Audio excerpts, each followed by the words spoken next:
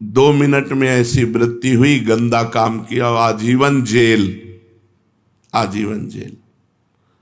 बस 2 मिनट संभालना था बुद्धि को, नहीं संभाल पाए और ऐसा कृत्य हो गया, ऐसे आचरण हो गए कि थू थू और संसार में चले गए। ऐसा क्यों हुआ? क्योंकि सत्संग से रहित बुद्धि है।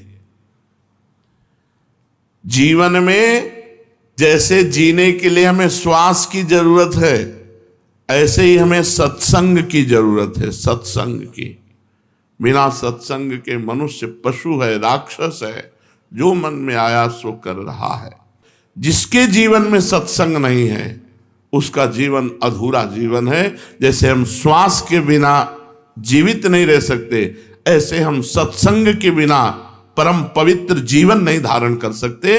चाहे वो जितनी अवस्था हो जाए, हमारी दुर्वासनाएं सत्संग से ही नष्ट होती हैं। संतों का मिलना या उनके पास जाना, ये प्रारब्ध भाग्य की बात है या कृपा की?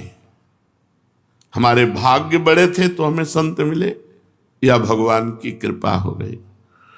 संसार में आना जाना, मिलना बिछुड़ना,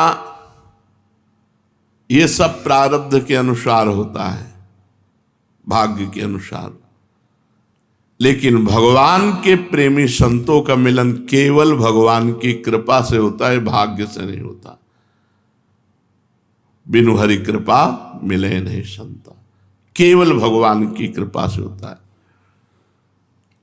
भगवान जिसे अपनाना चाहते हैं उसे संत समागम देते हैं।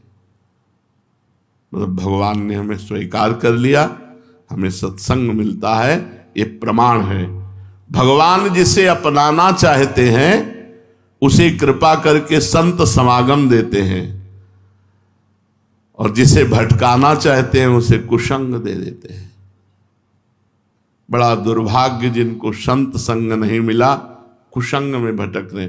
ऐसे लाखों लोग हैं जो संत संग से सुधर गए, सुधर रहे हैं और सुधरेंगे, और ऐसे लाखों लोग हैं जो कुसंग से नष्ट हो गए। कुसंग सर्वथा त्याज्य, संत संग भगवान की कृपा से। कभी कभी वेशधारी से भी कुसंग हो जाता है, अगर वो सच्चा संत ना हुआ तो बहुत गड़बड़ हो जाता है। हमें लगता है संत है, तो जब हम देखते हैं तो काम क्रोध लोभ के गुलाम वेश संत का, वो मान मर्यादा सब भंग हो जाती है। जब भगवान द्रवित होते हैं, भगवान कृपा करते हैं, तब सच्चे संत का संग प्राप्त होता है।